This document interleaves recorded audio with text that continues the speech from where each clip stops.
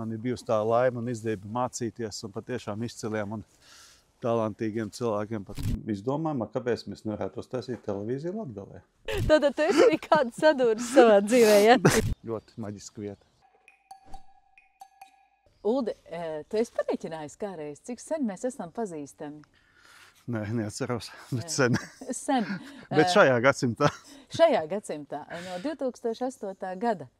Un kopš es tevi zinu, es esmu iepazinusi tevi ļoti daudz dažādās kvalitātēs, bet primāri tu vienmēr man būsi un esi brūveru saimnieks. Taisnība. Jā, un tāpēc ir tas jautājums, kā radās brūveri? Nu, šī vieta ir ļoti sena vēsture. Šeit kādreiz bija muižkungiem briežu dārzs un medību nams. Un tad, kad es viņus ieraudzīju šī gadsimta sākumā, šeit bija aizaugusi vieta ar dūksnāju. Un šita bija purvs. Tur, kur tās mājas, tur bija medību masts, priekš meža cūkām. Un būtībā te viss bija augšķiem aizaudzis. Tā kā, nu, tas bija gadsimta sākums. Jā, mēs kopā brāli no Andra Ārgaļa tā laika Rīgas mēra iegādājāmies šo īpašumu un sākām saimniekot. Un kurā gadā tad brūveri uzņēma pirmos viesus? 2004. Tad jau ir tiešām daudz. 2004. Tā kā jau vairāk kā 20 gadi, bet mēs attīstījāmies pakāpeniski, tāpēc, kad es nebiju šajā turisma biznesā nekāds tāds liels profesionāls tajā laikā. Es skatījos, uzbūvējām vienu māju, otru skatījāmies, ko cilvēki prasa, kādas ir vēlmes, ko saka šī vieta, ko cilvēki saka par šo vietu. Un, kā mēs zinām, turismā ir 3 svarīgas lietas – vieta, vieta un vieta. Un tajā ziņā es uzskatu, ka mums ļoti paveicās, jo cilvēkiem šī vieta patīk un visi šeit jūtās labi.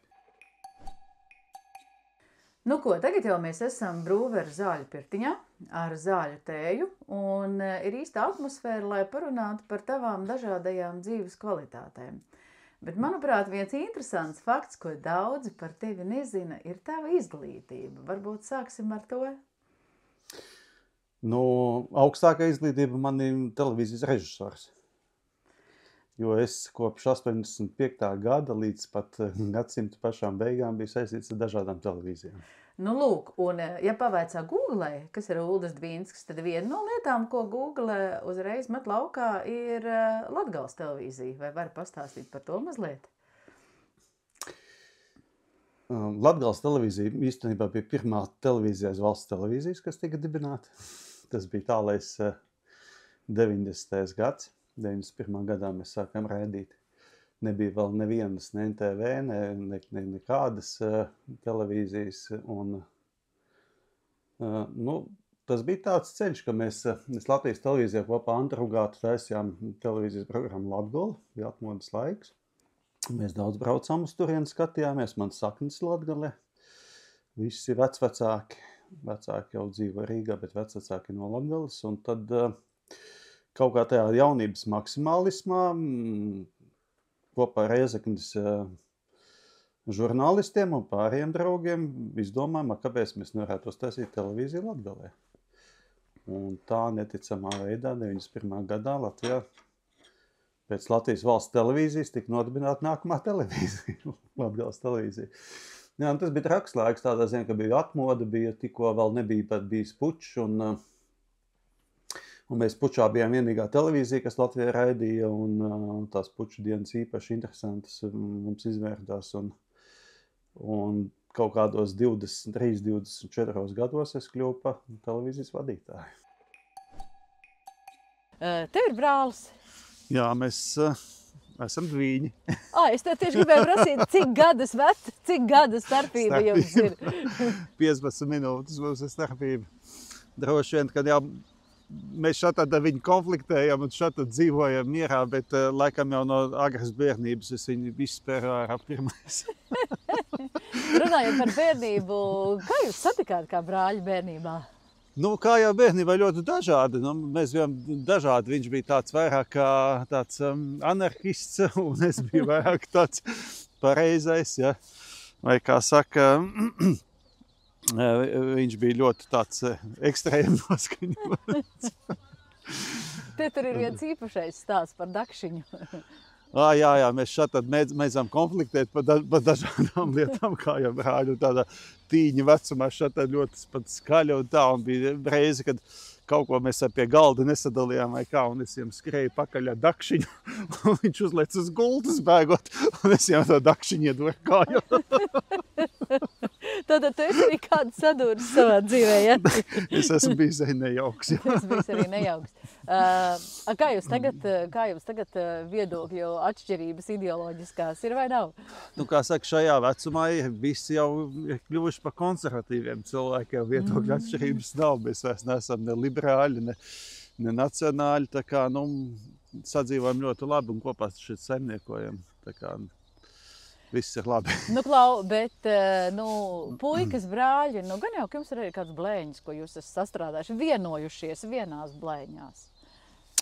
Tādas tradicionālas tajā laikā mēs to karbītu spridzinājām pudelēs, kas lidoja pa gaisu no kaimiņu jumtiem, pēc tam ripoja zemē. Mēs likām kaut kādas monētas uz dzelzceļa sliedēm. Tā ir klasika, jā. Tagad mēs esam vēl vienā, es teikšu, maģiskā vietā, kas ir arī sava veida Krimūdas muižas vēstures daļa. Pastāsti, lūdzu. Šī ir tāda aleja veidota no ozoliem, tagad brūva pļavas malu. Nezinu kādu domu, bet te kādreiz vecai muižu kundzei bija savi ceļi, kur viņa drošku brauca un būrās šajā mežā, un tas bija skaitījās tāds mežs šeit ir tāds, kas ir ļoti sens. Acīm redzot, ne tiem laikiem tas tā veidojies. Ceļš pa šo aleju, tā ir arī tāda mazlietiņa simbolika. Mēs esam jau ļoti lielu ceļa gabalu šajā dzīvē nogājuši kopā. Un man noteikti gribētos vēl ar tevi kaut ko kopā sastrādāt. Kā ir tev, ja es tagad prasītu, kas varētu būt tādas lielās lietas, ko būtu vērts vēl izdarīt? Skatoties, kas pašlaik pasaulē notiek un visus tos pēdējos notikumus ap Ukrainu un Ameriku un tā tālāk, es teiktu, ka mums ir ļoti svarīgi attīstīt vairākas tādas lietas, kas nav gluži materiāls. Viens, kas ir ļoti nepieciešams jaunajā laikā un pasaulē, ir radošums. Jo, manuprāt, ja agrāk bija viss skaidrs zināms, kas jādara, kā jādara, bija iestaigāti ceļi, skaidrs formulas, kaut kādi, ko un kā darīt, tad tagad tajā pasaulē, kas ļoti transformējās un mainās, radošums būtu jābūt tai īpašībai, ko vajadzētu ieaudzināt no skolas, soli no bērndārza mūsu jaunajā paudzē, jo tā ļoti noderēs nākotnē. Un tas nav nevienkārši izmērams, nevienkārši izdarāms, bet man šeit tā būtu jābūt vienam no tādām fokusiem, ka mēs par to domājam tajā ikdienā.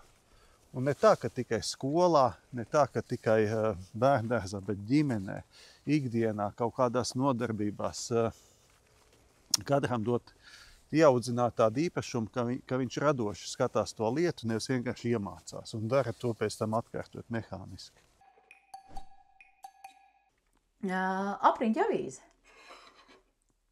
Kā tu nonāci līdz apriņķa avīzei? Rīgas apriņķa avīzei.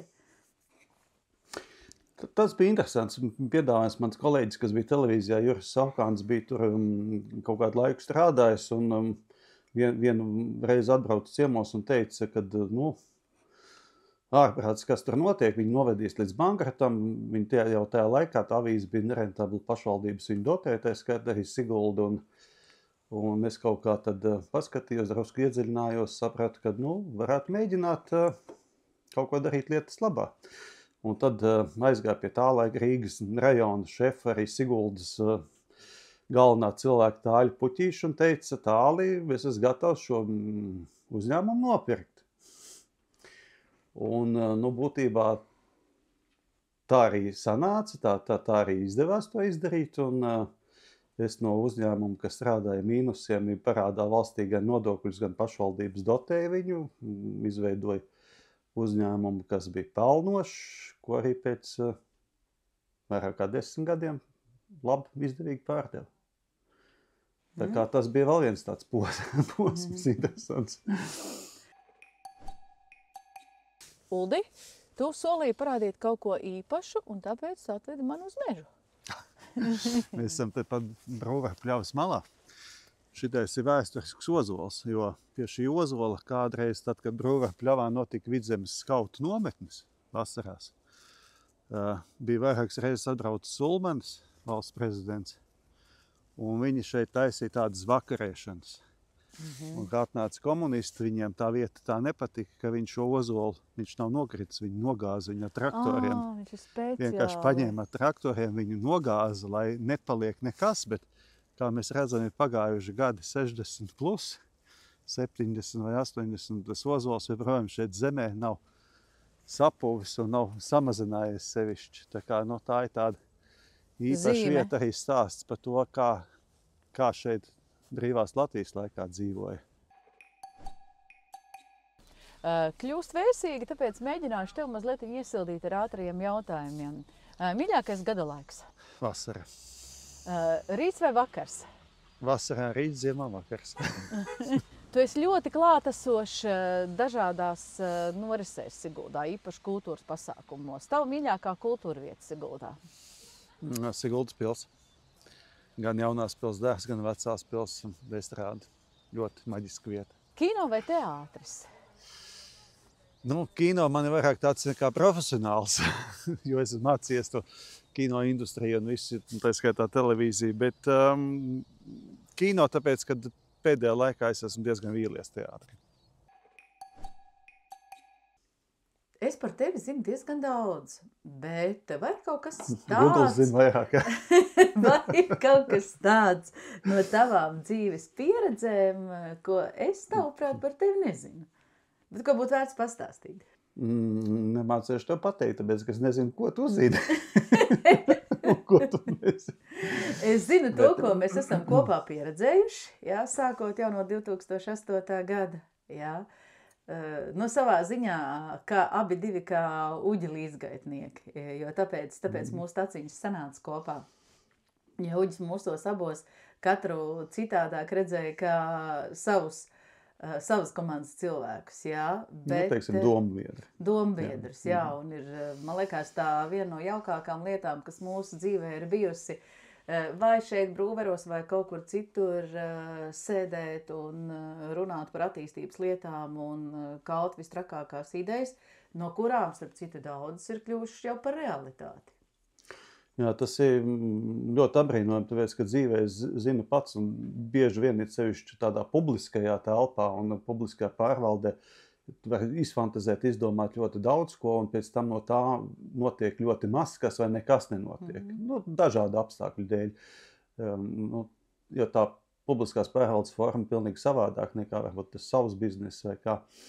Bet šis bija tas gadījums, kad notika ļoti daudz, ka tās idejas daudz tika realizētas un veiksmīgi un sekmīgi, un tāpēc Sigulda šobrīd ir tā vieta, kur to, ko darīja pašvaldība, līdz šim mācījās citi un uzteica, un viņi bija vienmēr priekšā kādu soli un ar kaut kādām jaunām idejām un jaunām domām un izdarītiem darbiem, tā skaitā, kas ir pēdējos 11 gados ļoti redzami, kas izdarīts. Tā kā. Un vēl man noteikti ir jāizstāsta viena lieta, ka tu esi viens no tiem cilvēkiem, neslēpšu, kuram es dažkārt prasu padomu. Un ne tāpēc, ka es taviem padomiem vienmēr paklausītu, mēs bieži vien strīdamies, bet tāpēc, ka tu esi viens no tiem cilvēkiem, ar kuri ir vērts parunāt, lai sadzirdētu savas domas. Jā, bet tas ir ļoti dzīvē svarīgi nonākt pie tā, ka bieži vien klausīties ir daudz būtiskāk nekā tikai izpaust savu viedokli un uzplīties visiem ar savām domām un viedokli, bet radīt tādu atmosfēru, kurā, kā jau es minēju, tas radošums, tās domas raisās, tās idejas raisās. Jo bieži vien jau cilvēkiem ir tā, ka viņiem gribās savu viedokli izpaust un izbļaut un savu sāpi un savas vēlmes un savas idejas, un viņiem liekas, ka tas ir baigi svarīgi, tas ir galvenais par visu, bet tā tas nav. Zini kā, un tevī ir viena fantastiska īpašība, tas miers. Pat tad, ja liekas, ka apkārt viss šķīst un brūk un jūk, tad tev ir unikāla spēja saglabāt mieru. Nu, tas droši vien nācis ar gadiem. Kā tu teici, tas ir tas viedums. Viedums. Viedums. Jā. Nu, ļoti daudz, kas dzīvē darīts, pieredzēts, ļoti daudz cilvēku satikt. No ļoti daudziem man ir bijusi tā laime un izdevība mācīties un patiešām izciliem un talantīgiem cilvēkiem. Par to es esmu dzīvē ļoti pateicīgs, ka man bijusi tāda iespēja. Un tas iedod kaut kādu tādu iespēju skatīties uz to, ka tas dzīves process ir daudz, tās būtiskās lietas nav acīm redzamas. Un tas, kas ir acīm redzams un tas, kas notiek verbāli un visādi citādi, tas ir tās tādas putas bieži vien, kas atnāk un aiziet un nav vērts par viņām tā teikt uztraukties.